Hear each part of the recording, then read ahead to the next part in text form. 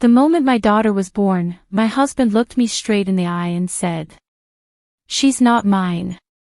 I don't want either of you." Then he walked out, and never looked back. 15 years later, the same man was on my doorstep, begging me to save him. But by then, I held every card. If you've ever dreamed of the perfect moment where life hands you the power to turn pain into victory, you'll want to hear this. Subscribe now, because this isn't just revenge, this is justice 15 years in the making. Let's begin. The moment my daughter was born, my husband looked me straight in the eye and said, "She's not mine. I don't want either of you." Then he turned and walked out, never looking back. 15 years later, the same man stood at my doorstep, begging me to save him. But by then, I held every card. If you've ever dreamed of the perfect moment where life hands you the power to turn pain into victory, you'll want to hear this. This isn't just revenge. This is justice, 15 years in the making. That day in the hospital is carved into my memory like a scar that will never fade. The morning had started with hope, my water breaking at dawn, Ethan rushing me through the quiet streets of San Diego, his hand gripping mine as I winced through contractions. I thought the glint in his eyes was excitement. I thought the man beside me was my partner, my safe place.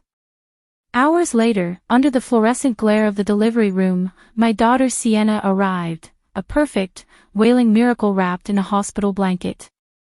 She had a head full of soft, dark hair and a tiny fist that curled instinctively around my pinky. I turned to share that moment of wonder with Ethan, and saw a stranger. His eyes, once warm, were flat and cold. His posture stiff, as if bracing against something dirty. I searched his face for a sign, confusion, shock, even joy buried under disbelief. But all I found was contempt. "I've seen the messages," he said finally, his voice clipped. "You and Daniel. Don't lie to me." Daniel Rivers, my mentor, a man old enough to be my father, someone who had guided my career, nothing more. The accusation hit harder than the labor pains. Before I could form words, Ethan delivered the sentence that would shatter our life. "She's not mine. I don't want either of you." The squeak of his shoes against the linoleum was the last sound he left me with. No glance back. No second thought. In the blur that followed, nurses moved quietly, their pity filling the spaces where his presence should have been. Dr. Evelyn Park, Sienna's pediatrician, stayed after her shift ended, resting a hand on my shoulder. "You're not alone," she said softly. "And I'm documenting everything. One day, this might matter more than you know." It was Maya Torres, my best friend, who burst into the room like a force of nature, her eyes scanning my face before she climbed onto the bed beside me. She didn't need details. She just wrapped her arms around me and held on while I cried into the night. But as the hospital settled into silence, a new resolve began to harden inside me. My daughter's slow, steady breathing in the bassinet became my anchor. I wasn't going to let Ethan's betrayal define us. We wouldn't just survive. We would thrive. I vowed right then that Sienna would grow up knowing her worth, untouched by his rejection. By morning, the tears had dried, replaced by something steelier. Ethan had left divorce papers and a check, a pitiful attempt to sever ties. I took the papers. I left the check untouched. It wasn't money I needed. It was strength. That was the day Ethan Calloway erased himself from our lives. What he didn't realize was that he'd given me the first building block for something far more powerful than he could imagine. Because in walking away, he set the stage for the day I would bring the entire Calloway empire to its knees. The first year without Ethan was a blur of sleepless nights and relentless determination. Maya insisted we stay in her guest room, but I knew we needed our own space, somewhere small, ours alone, where every inch carried only Sienna's laughter, not Ethan's absence. With the divorce finalized, I took the one-bedroom apartment I could just barely afford in a quiet corner of San Diego. The walls were thin, the furniture mismatched from thrift stores, but it was our fortress. From the tiny balcony, I'd watch the sunrise while Sienna napped against my chest, my laptop open, sending out job applications I wasn't sure anyone would answer. Ethan's family had made sure I'd never step foot in Callaway and Company again. Word spread fast in his mother's circles, whispers that I was unfaithful, that Sienna was someone else's mistake. But then Daniel Rivers called. He had heard everything, and unlike Ethan, he didn't believe a word of it. Over coffee at a corner cafe, he slid a business card across the table. A friend startup needs someone who can run operations. It's not the salary you're used to, but it's a ground floor chance. Take it. I took it. From then on, my days were a balancing act, spreadsheets by day, midnight feedings by night. I'd type proposals with one hand while rocking Sienna's bouncer with the other. The startup's flexible schedule kept me afloat, but it was the people that saved me. Maya dropped by weekly with groceries. Dr. Park connected me to a network of single mothers who swapped childcare and shared quiet, unspoken solidarity. Sienna thrived, and in some strange way, so did I. Her first word wasn't "Mama," but "more," shouted with authority when I tried to take away her carrots. She took her first wobbly steps on her first birthday, right into my arms, dark curls bouncing with every stumble. As the startup grew, so did my role. Promotions followed. Equity shares. Late nights spent poring over contracts in our cramped living room. By the time Sienna was 3, we moved into a 2-bedroom apartment in a better school district. The day we packed up the old place, I found Ethan's uncashed check buried in a drawer. I didn't need it. I never had. When Sienna started kindergarten, I launched my own consulting firm with Daniel's blessing and client list. The irony wasn't lost on me. The woman Ethan abandoned was now advising his competitors.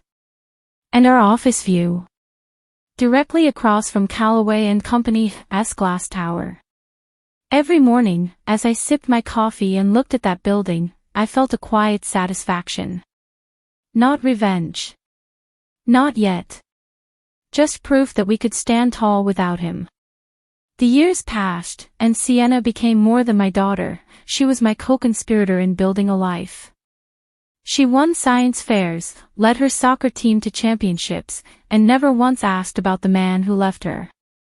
But that changed one Friday evening, as we sat on the balcony with our weekly pizza. "Mom," she said between bites, "do other kids' dads just leave?" I took a breath, watching the sunset bleed into the ocean.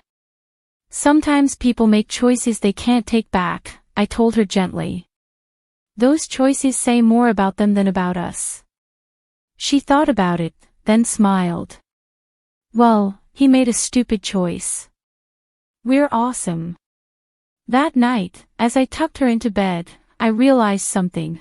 The anger that used to burn in me had cooled into something sharper, more patient. I wasn't rushing toward payback. I was waiting for the day the door would open and the opportunity would walk right in. And I knew, deep down, that day was coming. The first crack did not sound like shattering. It sounded like a polite email.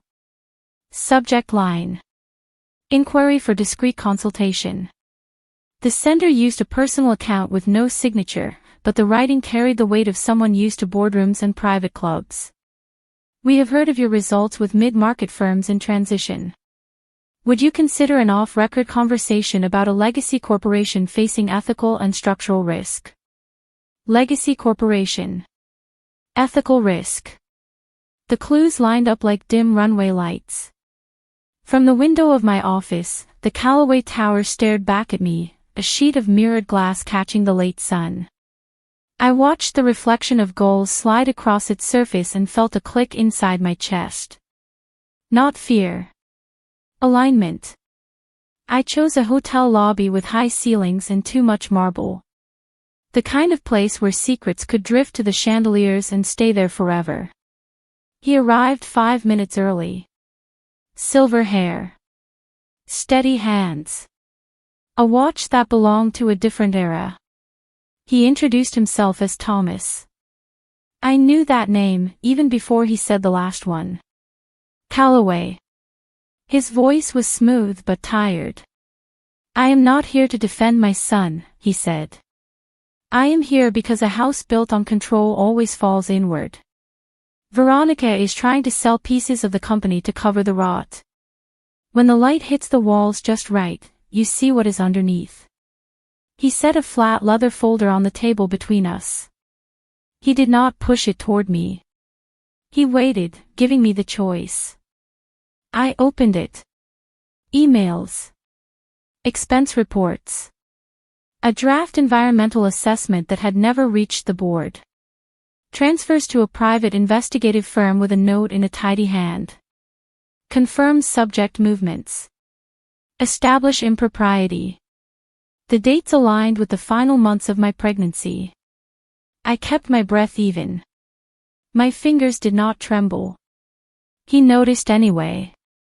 Dr. Park documented the night at the hospital, he said, looking at me with eyes that had learned regret. She called my office the next day. I did not take the call. I have been trying to correct that mistake ever since. When he left, the leather folder felt heavier than it should have. I took it home and set it on the kitchen table while Sienna worked through calculus at the counter. She glanced up once, reading my face the way she always had. Is it about them? She asked. Yes, I said. It always has been. The second crack was louder. A news alert about a chemical leak near a Callaway subsidiary. Nothing dramatic. No sirens. Just a paragraph about a quiet evacuation and a promise of full cooperation. But the photographs showed the same sleepy river I used to run past with a stroller. The water looked dull, as if someone had erased the light. I pulled records. Public filings. Vendor lists. Then the private papers from the folder. Across the columns and dates, I began to see the pattern. Quick fixes. Hidden costs. The kind of leadership that moves problems from one room to another and calls it progress. On Friday evening, Maya came over with garlic noodles and a look that said she would sit in silence if that was what I needed. We ate at the counter. I told her everything. She leaned back, stretched, and whistled low. So the dragon has a soft belly after all, she said. I nodded. It is not soft, I said. It is brittle. That weekend, I drove to Dr. Park's clinic. The waiting room still smelled like citrus disinfectant and lollipops. She welcomed me in without pretense, as if no years had passed. I told her about Thomas and the folder. Her jaw set. I kept copies of all of it, she said. The chart. The note that you were abandoned while still in post-delivery care. The consent forms. The initial blood work from Sienna's first day. You never asked me for proof because you should not have had to. But I knew the world you were up against. When I left, I carried a sealed envelope with the calm weight of a future I had not planned but had always expected. In the parking lot, I sat in the car and listened to my own breathing until it steadied. The third crack came from a direction I did not anticipate. A message from Daniel, short and private. Check your mail room. There was a package waiting without a return address. Inside, copies of ledger pages and meeting minutes. Some were marked with a quiet pencil hand. See line 5. See which line is missing. In the bottom of the envelope, a page from a diary. The paper smelled faintly of powder. The handwriting was precise, almost pretty. The words were not. He will not be ruled by weakness. I will burn the path before him so he cannot wander. She is a liability. Remove her. I did not need a name to know whose voice moved across that page. The diary described dates and phone calls like a recipe. Call the investigator after lunch. Do not email. Have the photos delivered to Ethan's office, not home. Insist on the envelope being opened in front of me. I stood in the mail room long enough for the clerk to ask if I needed water. I did not. I needed time. I took the envelope to my office and laid the evidence out on the floor, building a map. A phone record here. An expense line there. The diary page anchoring a corner like a tack. Sienna came in after practice, cleats slung over her shoulder, sweat dried to salt. She took in the scene in a single glance. I can help, she said. I gestured to a stack. Start with the vendor contracts. Look for gaps. She sat cross-legged on the rug and got to work, ponytail sliding forward as she bent to read. Hours passed in quiet concentration. We spoke little, pointing instead. Here. Then here. See how the signature changes. See how the timing lines up with the leak. She asked sharp questions and waited for full answers. I watched her mind build bridges between scattered stones. There was pride, yes, but there was something else. Relief. For 15 years I had carried the story inside me like a locked box. Now the lid was open and the light was not blinding. It was useful. Around midnight, Sienna stretched and looked at me. Why would someone work this hard to hide the truth? She asked. Because power built on lies requires constant maintenance, I said. Truth maintains itself. On Sunday, Thomas called from a number that came up as unknown. He did not waste words. She has called an emergency board session for next quarter, he said. She will push a sale to a private group and bury the liabilities. We need to move before the room is sealed. We. The word landed like a promise. I told him I would not move fast. I would move right. He agreed. I can be a witness, he said. But the board will not take my statement alone. They will need proof they cannot dismiss. And they will need her to see it coming from someone she underestimated. Let her underestimate me, I thought. Let her look at a woman she erased and believe she is still small. In the days that followed, I met with a quiet legal team that had no plaques on the wall and no presence online. Daniel sat in the corner, watching, a sentinel who had seen this sort of fight burn out lesser people. He asked one question after another, testing for fractures. When he finished, he smiled for the first time in a long time. Your case is not a hammer, he said. It is a hinge. It turns the whole door. At night I ran the Bay Trail, steady and slow, listening to the rhythm of my breath and the slap of my shoes.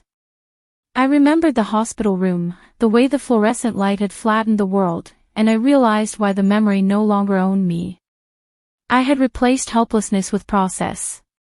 I had replaced fury with facts. Then the fourth crack. A knock at my door with the urgency of a storm front. I checked the camera and felt the air leave my lungs in a measured line. Ethan stood outside. Thinner. Older. Eyes sunk deep as if someone had taken a handful of sand from behind his face. Sienna was at the kitchen table with a study guide and a highlighter. I looked at her. She looked back. Is it him? She asked. Yes, I said. Let him in, she told me, voice steady. I want to hear what he has to say. He stepped into our home as if the floor were a lake that might not hold. His gaze tripped over family photos, Sienna's medals, the office view, the life he had not earned the right to see. He tried my name on his tongue. Isla. He swallowed and tried again. Isla. Then he saw Sienna and was silent. I can do the talking, she said. He nodded as if he had stepped into a class where the students ran the discussion. He told us he was sick. He told us the company was failing. He told us he now knew about the fabrications, about the diary, about the investigators who had delivered a manila envelope and a wedge to pry open his worst fear. I listened. Sienna listened. The room held the sound of a refrigerator hum and the soft scratch of my pen moving across a legal pad. When he finished, he asked for forgiveness in the shape of a request. Help me fix what she broke. Sienna did not answer right away. She stood and paced, the way she does when she is testing a theorem. When she stopped, her face was clear. I will not help you, she said. I will help the people who would lose their jobs. I will help the interns with loans and the families near the river and the workers who were told to keep quiet. But I will not help you. He closed his eyes. The words needed to land where they belonged. When he opened them, he looked at me. What do you need? He asked. I need access, I said. Full records. Unedited minutes. The internal assessments. And I need you to stay out of the way. He nodded. I will send it all. The board meets soon. He faltered. Time is not my ally in more ways than one. When he left, the hallway felt longer than usual. Sienna stood at the window, arms folded, watching the city move. She did not cry. She did not rage. She exhaled and spoke without turning. I do not want a father back, she said. I want a system cleaned. I moved beside her and watched the Callaway Tower cast its cold reflection into the dusk. The cracks were no longer hairline. They were spreading like frost across glass. Quiet. Inevitable. Beautiful in the way that endings sometimes are when they make room for something honest to begin. I turned off the kitchen light and the room held us softly. We had a folder, a diary page, a doctor's note, a witness with a last name that mattered, and a teenager whose moral compass did not waver in the wind. What we needed next was a stage. I knew exactly where to find one. The morning after Ethan's visit, the city felt different. The air was crisp, the marine layers still clinging to the coastline, but I could sense movement, like the tide pulling out before a storm. I woke before Sienna, made coffee, and spread the evidence across the dining table. Each paper, each photograph, each ledger page was a blade in the arsenal we were building. The plan wasn't revenge for the sake of vengeance. It was precise, ethical dismantling. Veronica Callaway had spent 15 years controlling a narrative built on rot.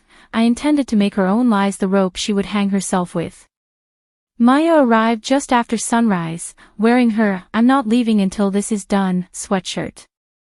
She dropped a paper bag of breakfast sandwiches on the table and gave a low whistle at the sheer volume of documents. Looks like a war room, she said, sliding into a chair. You finally ready to burn it down?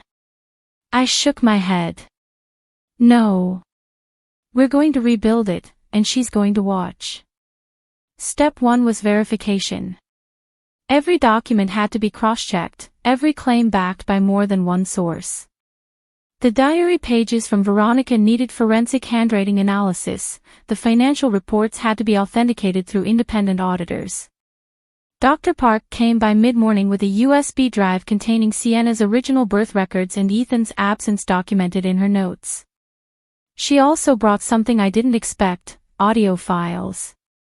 I don't know if you'll need these, she said quietly, but years ago, when I suspected trouble, I started recording any interactions with Veronica. She didn't know. I scrolled through the files and saw dates that coincided with the weeks leading to Sienna's birth. Veronica's voice, crisp and venomous, filled the room. I want her gone before that child arrives. Make it happen. Hearing her speak those words after all this time sent a cold pulse through me. It was one thing to suspect malice, it was another to hear it, unfiltered. Maya caught my eye. That's not just evidence, she said. That's motive with teeth. Step 2 was assembling allies inside the company. Thomas had already promised to testify, but we needed current insiders willing to go on record. Daniel reached out to a few of his old contacts, middle managers who'd been quietly sidelined after questioning Veronica's decisions. Within a week, 3 of them agreed to meet me at a rented office in La Jolla. The mood was tense. They were risking their livelihoods. One, a soft-spoken operations director named Holly, slid a folder across the table. "These are internal memos about the environmental audits," she said. "We were ordered to falsify data." I refused. 2 weeks later, my department was cut in half. I scanned the memos. They were damning. Step 3 was planning the reveal. We couldn't just drop this evidence on the board and hope they acted. Veronica's grip on them was too strong. She had cultivated a culture of fear and loyalty, a toxic mix that made people hesitate even when they knew she was wrong. The reveal had to be public enough that the board couldn't ignore it, but controlled enough that the company could survive the fallout. We needed a live board meeting with a full transcript, witnesses in the room, and digital evidence queued to display without giving her time to intercept. Sienna listened to every detail of the strategy. She wasn't just watching, she was absorbing. "You'll have one shot," she said, her voice even. "If she senses you're about to take her down, she'll pivot to victimhood. You have to strip that option away." I studied her face. She had the same clarity I'd seen when she captained her soccer team in a championship match, reading the field, anticipating moves before they happened. It struck me that she wasn't just my daughter, she was my equal in this fight. The 4th step was personal. I knew Veronica would come for me once she caught wind of my involvement. She'd dredge up the old accusations, twist them into something uglier. I had to preempt her. That meant reaching out to the very media contacts she used to control. A journalist I trusted from my early marketing days agreed to an embargoed feature, my story, told in my words, backed by irrefutable evidence. The piece would go live the moment we entered the boardroom. It wouldn't just be a corporate coup, it would be a public reckoning. By the end of the 2nd week, the arsenal was complete. Forensic reports confirming the authenticity of the diary pages. Certified copies of financial statements showing misappropriation of funds. Audio recordings of Veronica plotting my removal. Internal memos proving data falsification. Testimonies from insiders, past and present. And at the center, the sealed medical records from Dr. Park, proving Ethan's fertility issues and Sienna's biological link. The very truth Veronica had buried would now be the key to replacing her. The night before the board meeting, Sienna and I sat in the living room surrounded by neatly organized binders and USB drives. She was quiet for a long time, then asked, "Mom, what happens if she doesn't break? What if she doubles down?" I met her gaze. "Then we keep going. This isn't a single battle. It's a war for the company's soul." She nodded, a flicker of determination in her eyes. "Then let's make sure tomorrow is the day she starts losing." I barely slept. At dawn, I dressed in a tailored navy suit, professional, unshakable. Sienna wore charcoal gray, her hair pulled back in a sleek twist. She looked older, not in years but in presence. As we gathered our materials, Maya handed me a small envelope. "For after," she said. Inside was a card with 3 words in her familiar handwriting. "You already won." The drive to the Callaway Tower was silent except for the hum of the city waking up. The building loomed ahead, glass catching the first light, but for the first time in 15 years, I didn't see a monument to what I'd lost. I saw a fortress with a door about to swing open. We stepped out of the car and walked toward the lobby, the binders in Sienna's arms like offerings to the truth. Every step echoed against the polished floor. The security guard nodded us through, unaware that we were carrying the match that would light the fire. Tomorrow's narrative was already written in Veronica's mind. She believed she would leave the meeting more powerful than she entered it. She had no idea she'd be walking into her own undoing. The elevator ride to the 32nd floor was so silent I could hear the faint click of Sienna's thumbnail against the binder she held. The mirrored walls reflected us back, two women carrying the weight of 15 years, dressed in armor cut from fabric and resolve. As the doors opened, the air changed. Cooler. Thinner. The kind of climate control that costs more than most people's monthly rent. It smelled faintly of leather, old money, and the careful polish of control. The boardroom was already half full. Heavy mahogany table. Floor-to-ceiling windows casting the early sun across glassy surfaces. Every chair occupied by someone with a stake in Callaway and Company's empire. And at the head, Veronica Callaway. Her hair was the same, silver in perfect waves, but the face had aged into something sharper, every line etched by years of suspicion and calculated power. Her eyes landed on me first, then shifted to Sienna. The corners of her mouth curved, but it wasn't a smile. "What is this?" she asked, her voice low but carrying. "This is a private board session." Sienna stepped forward before I could speak, setting her binder on the table with a deliberate thud. "Actually, grandmother, after today, it won't be your private anything." She didn't raise her voice, but the words sliced clean through the room. I watched a flicker of something, was it doubt, cross Veronica's face.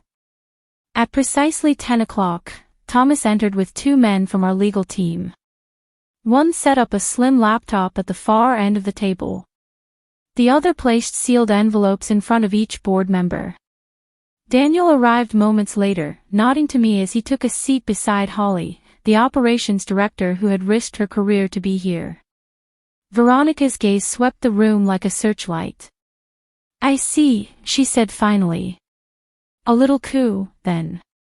Do you really think anyone here will side with you?"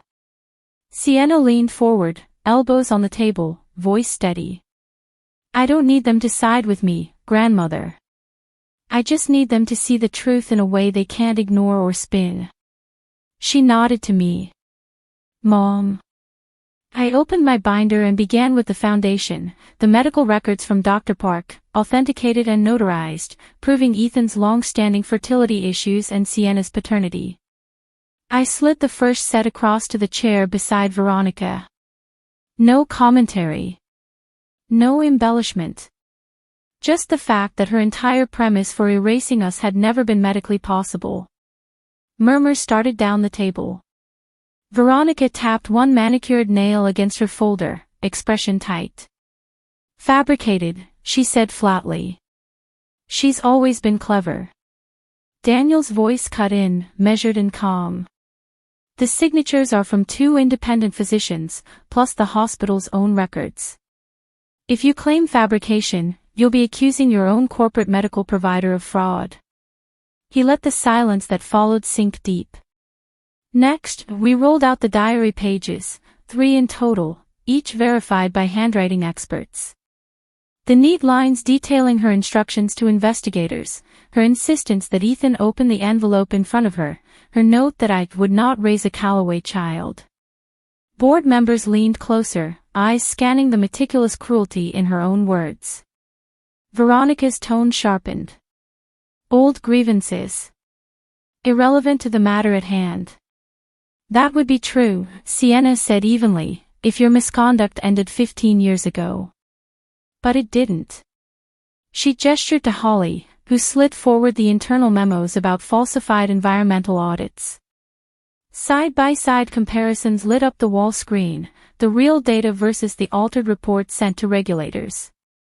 Gasps echoed. This was no longer a family squabble, it was corporate liability in black and white. One board member, a man with a trimmed beard and the air of someone who measured every word, leaned back. "Veronica, if this is accurate." "It isn't," she snapped. "It is," Holly countered. "And if you doubt it, check the metadata on the files. I kept copies." Veronica's mask cracked then, just slightly. She turned to Thomas. "You're going to let them dismantle everything your father built?" Thomas's reply was a quiet thunder. No. I'm going to let them save it. Our attorney handed out the final set of documents, bank transfers tying Veronica to off-the-books payments, including the investigator's fees during my pregnancy. Then he pressed play on Dr. Park's recordings. Veronica's voice filled the air, unmistakable. I want her gone before that child arrives. Make it happen. The room stilled. Veronica's hands flattened on the table, the knuckles widening. She opened her mouth, then closed it again. For the first time in my memory, she looked cornered. Sienna stood, her voice calm but carrying the final blow. As the biological heir to Callaway and Company, and in light of the overwhelming evidence of misconduct, I am calling for an immediate vote to remove Veronica Callaway from all positions of authority. Effective today. The vote wasn't unanimous, but it was decisive. Hands rose, one after another, until the outcome was beyond doubt. Veronica's chair scraped back, the sound grating against the polished floor. You think you've won, she hissed, eyes locking on me. But you've just inherited my enemies. Sienna didn't flinch. Then we'll do what you never could, turn them into allies. Security arrived quietly, as if the building itself had been expecting this moment. Veronica was escorted out, her heels striking the floor in sharp, defiant beats. I watched her go without satisfaction or gloating, only the cold certainty that the boardroom was cleaner for her absence. The rest of the meeting blurred into signatures and formalities. Sienna was confirmed as heir apparent with immediate voting power. Her first act, authorize a full environmental audit and create a restitution fund for wrongfully terminated employees. Applause was polite, but I could see something different in the board's eyes now, respect. When it was over, Sienna turned to me. She'll come at us from another angle, she said. I nodded. Then we'll be ready. And for the first time in 15 years, I knew we were. The day after the boardroom vote, Callaway and Company was unrecognizable, not in appearance, but in atmosphere. Gone was the oppressive stillness that had hung over the place like a heavy curtain. The air hummed with a cautious energy, as though employees were holding their breath to see if this change was real or just another round of corporate theater. Sienna and I walked through the marble lobby side by side, her newly issued security badge glinting in the light. Heads turned. Conversations paused. Eyes tracked her every step. It was her first official day as heir apparent, and she didn't waste a second. By mid-morning, she convened a meeting with department heads to outline her initial directives. No corporate jargon. No vague promises. Just clear, actionable steps. We start with transparency, she told them. All environmental impact reports will be verified by independent auditors. All employee grievances filed in the last 5 years will be reviewed. If you've been told to hide something, now is the time to bring it forward without fear of retaliation. Her tone was calm, but there was no mistaking the steel underneath. I watched the room carefully. Some faces brightened, hope flickering where it had long been dormant. Others looked wary, their eyes calculating what this would mean for their own positions. Change breeds both loyalty and resistance, Sienna understood that instinctively. She was prepared for both. Meanwhile, I worked behind the scenes with the legal and PR teams. The embargoed article about our story went live that afternoon, complete with documents and recordings. It wasn't salacious, it was surgical. It laid out the truth with precision, framing the takeover not as a scandal but as a course correction. Within hours, major business outlets picked it up. By evening, social media was awash with the headline, *Callaway and Company cleans house, new leadership promises transparency and reform*. But change invites enemies. And Veronica was nothing if not resourceful. From the moment she was escorted out of the building, I knew she would start weaving her next web. That knowledge became reality 3 days later, when an anonymous tip reached a financial blog claiming that Sienna was a puppet installed by bitter ex-wife Isla Moreno, and that we had fabricated the medical records. The post was laced with insinuations, dredging up the old affair rumor. It was her voice without her signature, a ghost attack. Sienna called me into her office when she saw it. She sat at her desk, phone in one hand, eyes cold and clear. "She's testing us," she said. "Seeing if we'll flinch." I nodded. "So we don't flinch. We counter." We contacted the blog's editor directly, providing notarized documents and independent verification from 2 separate labs. The post was retracted within hours, but the message to Veronica was clear: every lie she tried to resurrect would die faster than it had before. In the weeks that followed, Sienna launched the Integrity Initiative, a multi-tiered reform plan that tackled the company's most toxic practices head-on. She brought Holly into the fold as Director of Ethical Compliance, reinstated employees who had been wrongfully terminated, and began a partnership with an environmental NGO to clean up the river near the manufacturing site. Each move was deliberate, each one a direct reversal of Veronica's old policies. The public response was swift. Media outlets hailed the changes as bold and overdue. Stock prices began to climb, cautiously at first, then steadily. Investors who had been on the verge of pulling out returned, citing renewed confidence in leadership. The internal culture began to shift, too. Employees started speaking openly in meetings. Whispered hallway conversations turned into collaborative brainstorming sessions. It was like watching a house air out after years of stale, recycled air. But not everyone welcomed the new order. A small faction of board members who had been loyal to Veronica began dragging their feet on approvals, questioning every new policy, planting subtle seeds of doubt. One even tried to block funding for the environmental cleanup, arguing it was too costly. Sienna handled them with precision, never raising her voice, never showing frustration, but dismantling their objections with data and financial projections that left them without ground to stand on. One evening, as we worked late in her office, I asked her if she ever thought about walking away from all of it, the politics, the pressure, the constant shadow of her grandmother. She leaned back in her chair, eyes fixed on the skyline beyond the glass. "Sometimes," she admitted. "But then I remember what she did to you, to us. And I realize walking away would be giving her the one thing she still wants, our absence. I'm not giving her that." It wasn't long before we heard whispers that Veronica was meeting privately with certain shareholders, trying to orchestrate a countermove. Her health was fine, her pride was the thing in critical condition. We knew she'd be back in the game soon enough, and we needed to stay ahead. That's when Thomas made a suggestion that turned the tide in our favor. Over dinner at a quiet corner booth, he said, "If she's trying to rally support, then you need to take her base from her. Find the people she thinks are unshakable and make them yours."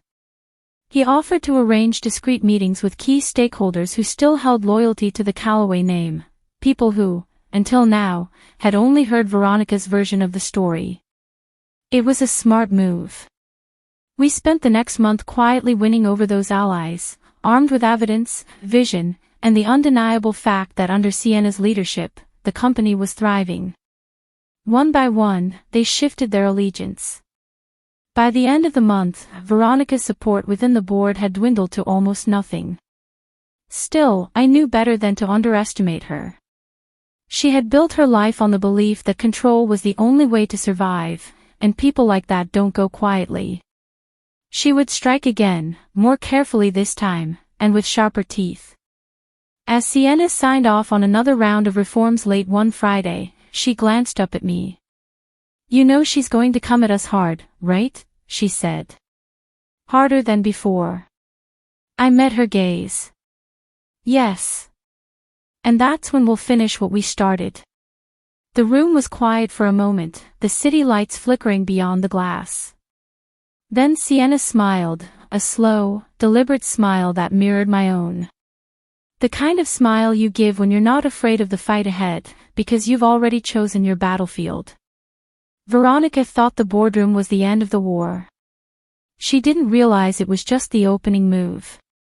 It started as a whisper, the kind that slips between glass towers and rides the elevator shafts up to executive floors. A new lawsuit had been filed, anonymous plaintiff, sealed details, but the words were already bleeding into the hallways of Callaway and Company by Monday morning. I knew before I saw the docket that it had Veronica's fingerprints all over it. By noon, the legal team confirmed it. The suit alleged that Sienna had knowingly falsified her claim to the Callaway airship and leveraged forged medical documents to seize control of the company. It was a carbon copy of the narrative Veronica had been feeding for 15 years, polished for court and timed to hit just as our environmental initiative was gaining traction. If the claim gained traction, it could stall investor confidence, tank our momentum, and give her a back door into the board's ear. Sienna read the complaint silently, her expression unreadable. When she finally looked up, her voice was calm but edged with something dangerous. She's going for blood now. Good. So will we. We didn't wait to react. That afternoon, I met with Dr. Park, our attorneys, and the forensic analysts who had authenticated the medical and birth records. We compiled every layer of verification, lab seals, notarized affidavits, chain of custody logs. Sienna suggested adding sworn testimony from both the hospital administrator and the independent physicians involved in Ethan's fertility assessments. We tracked them down within 48 hours, both agreed without hesitation. Meanwhile, Thomas began working his network. He reached out to shareholders who had been on the fence, ensuring they understood the implications of the lawsuit, not just for Sienna, but for the company's stability. Veronica's not fighting for her legacy, he told them. She's fighting to destroy someone else's. But Veronica wasn't only playing the legal game. Within a week, gossip columns began running pieces about Sienna's meteoric rise, peppered with insinuations about her being a figurehead. Anonymous sources, undoubtedly hand-fed, claimed that all major decisions were made by me behind closed doors. They framed it as a shadow reign, the embittered ex-wife pulling strings while her daughter smiled for cameras. I wanted to answer publicly, to rip apart every lie in the press, but Sienna stopped me. No, she said, let her think the media is her weapon. We'll hit her where she doesn't expect it, inside her own circles. She was right. The PR counterstrike would come later, when the evidence was ready to detonate. For now, we focused on the case. Our attorneys filed a countersuit for defamation and malicious prosecution, attaching the complete archive of proof against Veronica. The filing was a masterstroke, every page a reminder that she had not only fabricated evidence years ago but continued to weaponize those lies in the present. We also requested a fast-track hearing, citing potential harm to shareholders and employees if the matter lingered. The night before the hearing, Sienna and I sat in her office with the city lights stretching out beyond the glass. She was quiet, her focus razor-sharp as she reviewed her statement. You know what's funny, she said suddenly. She thinks this is about proving who I am. But I already know who I am. This is about showing everyone else who she is. In court the next morning, Veronica arrived draped in her usual armor, tailored charcoal suit, pearls, and an expression of mild boredom, as if she were humoring a minor inconvenience. Her attorneys tried to push the narrative that our evidence was manufactured, leaning heavily on the idea that Dr. Park and Daniel were biased in my favor. But then Dr. Park took the stand. Her testimony was clinical, detailed, and devastating. She described the night in the hospital when Ethan left, the exact words he'd spoken, and her decision to document everything. Then she confirmed the authenticity of every record, explaining the hospital's verification protocols in a way that left no room for doubt. The opposing counsel's cross-examination faltered, every question they asked opened another door to corroboration. When the judge admitted the audio recordings into evidence, the courtroom was silent except for Veronica's own voice echoing through the speakers. "I want her gone before that child arrives. Make it happen." The words landed like a hammer. Veronica's face remained composed, but I saw the slightest tightening at her jawline. By the end of the session, the judge dismissed the suit outright, citing overwhelming evidence that not only were the documents genuine, but the plaintiff's claims were founded on demonstrably false premises. Our countersuit moved forward. Outside the courthouse, reporters swarmed. Cameras flashed. Sienna faced them head-on, her voice steady. "Today was not just a win for me," she said, "it was a win for anyone who has ever been targeted by lies to protect someone else's power. We're not finished." That evening, we gathered in the conference room with our inner circle: Thomas, Daniel, Holly, Maya, Dr. Park. Sienna stood at the head of the table, the weight of the day visible in her posture, but her eyes alight. "She's going to keep coming," she said. "But now we don't just have proof she lied, we have proof she's willing to burn the company to get to us. It's time to take the offensive." And that's when we began planning the move that would end her influence for good. Not just in the company. Not just in the family. But everywhere her name carried weight. We started planning the moment the courtroom doors closed behind us. The air still smelled faintly of wood polish and nerves, but the victory in court had given us more than legal ground, it had given us momentum. And momentum, if used correctly, could become a weapon sharp enough to cut through even Veronica's deepest roots. The plan had 3 fronts: corporate, legal, and personal. Each one designed to sever her influence from a different angle so that when we struck, there would be nothing left for her to hold on to. On the corporate front, Thomas arranged for an extraordinary board session under the guise of a strategic realignment. The real agenda was to amend the bylaws, tightening conflict of interest clauses, strengthening the oversight committee, and introducing an ethics policy that would retroactively review all leadership decisions over the last 20 years. Every policy was designed in plain sight, yet aimed directly at dismantling Veronica's network of loyalists. The legal front was quieter but just as deliberate. Our countersuit expanded to include witness testimonies from former employees who had been pressured, silenced, or coerced under her leadership. Holly dug into archived HR files and unearthed a pattern of payouts disguised as early retirement packages. One after another, people came forward with stories that painted the same picture: a culture of intimidation built to serve her ego. The personal front was the most delicate. Veronica had always cultivated a reputation in the philanthropic world: charity galas, scholarship funds, community boards. It was her shield, the image she used to deflect any accusation of cruelty. We began contacting those boards, not to smear her, but to quietly share verified records of her corporate misconduct. Some resigned from her circle immediately. Others hesitated, but the seed was planted. Reputation erodes fastest when doubt enters the room. Sienna orchestrated the media angle herself. She reached out to the same journalist who had run our first feature, offering an exclusive follow-up, this time focused on Callaway and Company's transformation. The piece would highlight the reforms, the environmental cleanup, the reinstated employees. Buried within it, without fanfare, would be the documented history of why those changes were necessary. It would be impossible to read without understanding who had stood in the way. For weeks, we worked in silence. Veronica, unaware of the full scope, tried to rally the few board members still loyal to her, hinting at a comeback once she had cleared her name. But each call she made seemed to return colder than the last. She didn't know it yet, but her base was crumbling from beneath her. The decisive moment came at the extraordinary board session.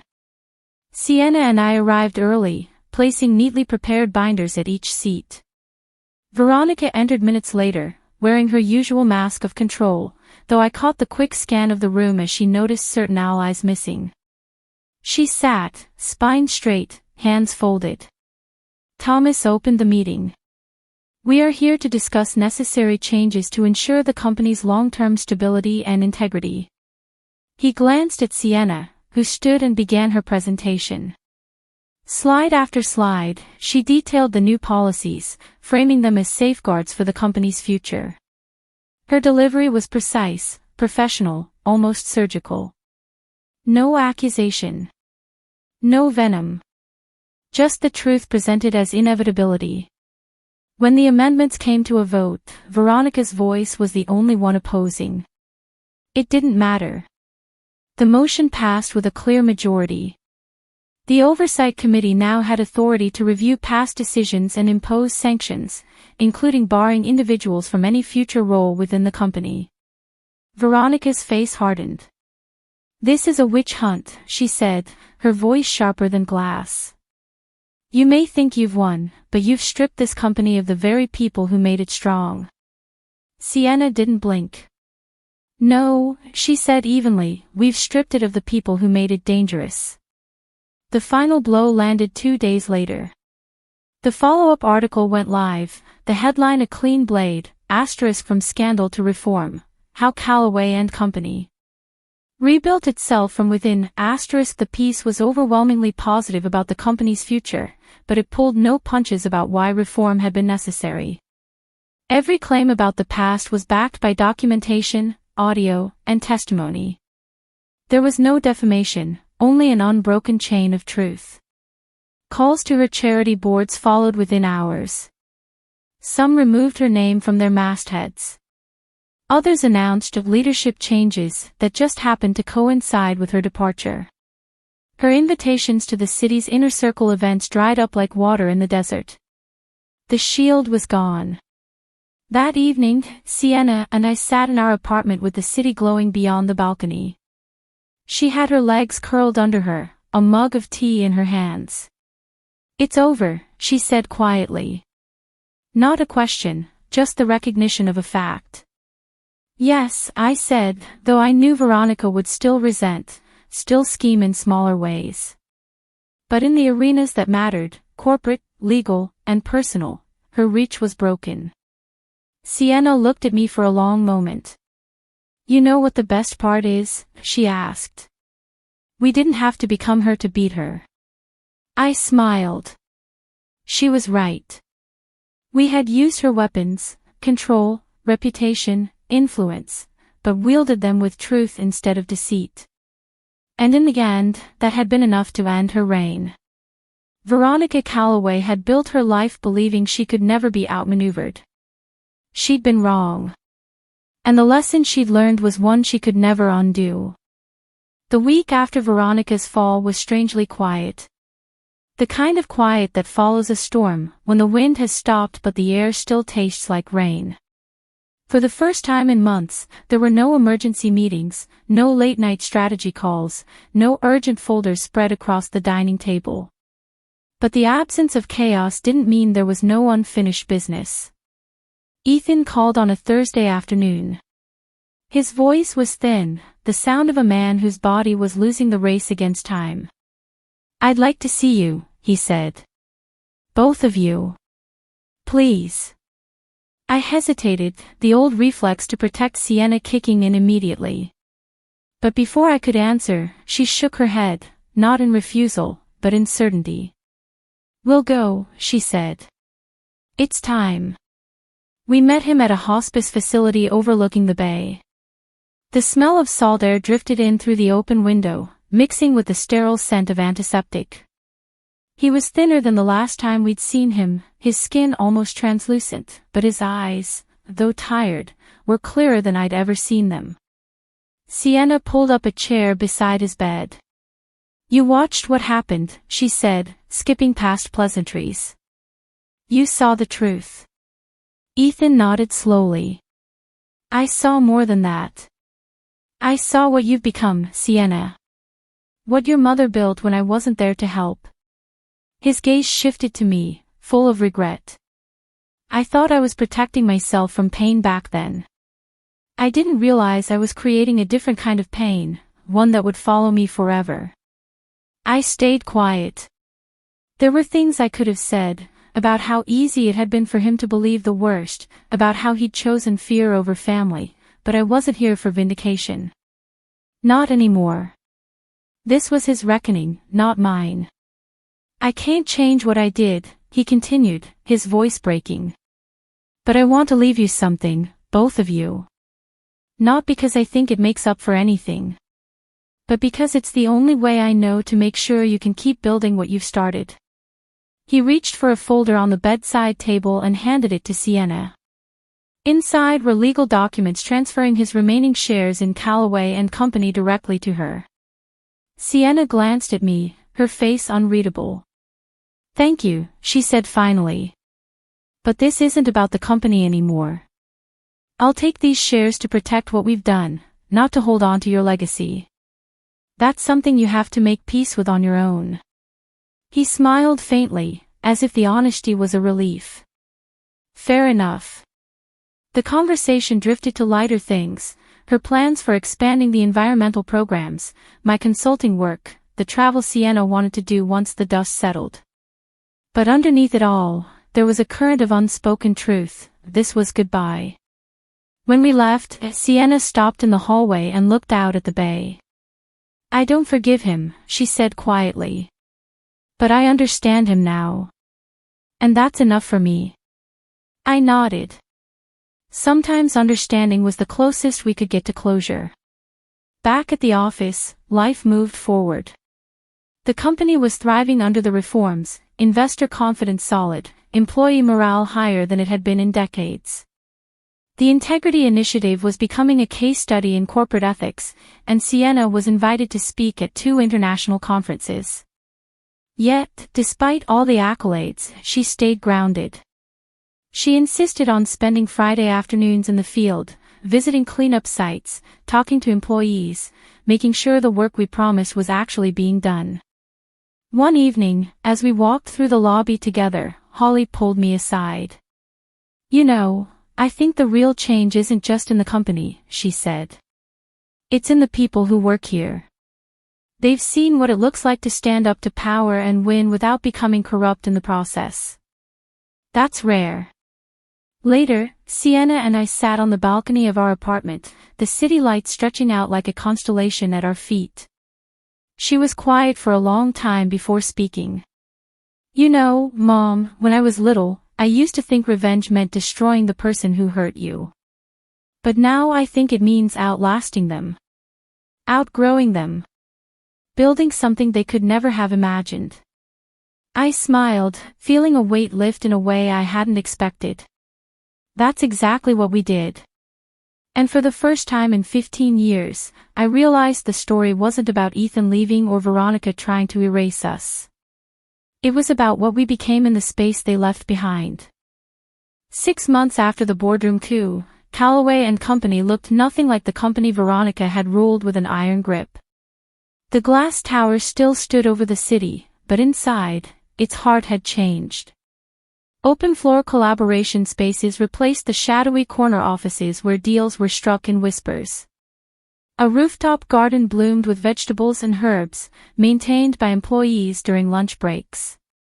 The river cleanup project was ahead of schedule, the water running clearer than it had in decades. Sienna's leadership had not only stabilized the company, it had transformed it into something the city talked about with pride instead of suspicion. Investors who had once hesitated now competed to be part of the turnaround. Articles in business journals praised the Callaway Renaissance, but inside the company, people called it something else, the Moreno way. One crisp autumn morning, Sienna stood on the stage of the annual shareholders' meeting, sunlight pouring through the tall windows behind her. Her voice carried the same quiet authority she'd shown in the boardroom months earlier, but now it was threaded with something warmer. "We have rebuilt this company," she said, "not just in structure, but in spirit. Integrity is no longer an aspiration, it's our standard." The audience erupted in applause, but she lifted her hand to quiet them. "We did not get here alone. Every person in this room played a part. And while our past will always be part of our story, it does not define our future. That is in our hands now." When the meeting ended, people clustered around her, shaking hands, offering congratulations. I watched from the side, a quiet swell of pride in my chest. She had become everything I'd hoped she would be, and more. Outside, the air was cool and sharp. We walked down the steps together, the street bustling with the rhythm of a city moving forward. Do you ever think about her? Sienna asked suddenly. She didn't have to clarify who she meant. Sometimes, I admitted. But not the way I used to. I don't think about what she did anymore. I think about what she made possible, without meaning to. Sienna smiled at that. Her greatest mistake was thinking we'd break. Instead, she gave us the reason to build. A week later, we visited the river site. Workers waved from the banks, their boots muddy, their faces bright with the satisfaction of progress. Children from a nearby school were planting trees along the path, their laughter carried on the wind. Sienna knelt to help a small boy press a sapling into the earth. One day, she told him, "You'll walk past this tree and remember you helped it grow." As we left, I realized the metaphor was too perfect to ignore. This company, this life we had built, was like that tree, planted in the soil of something broken, nurtured with persistence, and destined to stand taller than anyone had expected. That night, we sat on the balcony, a ritual we'd kept since the one-bedroom apartment years ago. The skyline glittered, and somewhere in that city, Veronica still lived. But her shadow no longer reached us. Ethan had passed quietly a few weeks earlier, leaving behind no more unfinished conversations, no more apologies that would never be enough. The chapter with them was closed. What now? Sienna asked, leaning back in her chair. We've changed the company. The city's watching us. What's next? I thought about it for a moment. We keep going. We use what we've built to help others do the same. We show them it's possible to start from nothing, to survive betrayal, and still create something worth leaving behind. She nodded, her gaze fixed on the lights below. Then that's our legacy. I didn't correct her. It wasn't just our legacy. It was hers, born the day her father walked out of that hospital room, forged in 15 years of resilience, and sealed in the moment she chose to lead with truth instead of fear. As the night deepened, I realized something. The greatest revenge was never in tearing someone down. It was in building something so strong, so unshakable, that no one could ever take it from you. And together, we had done exactly that.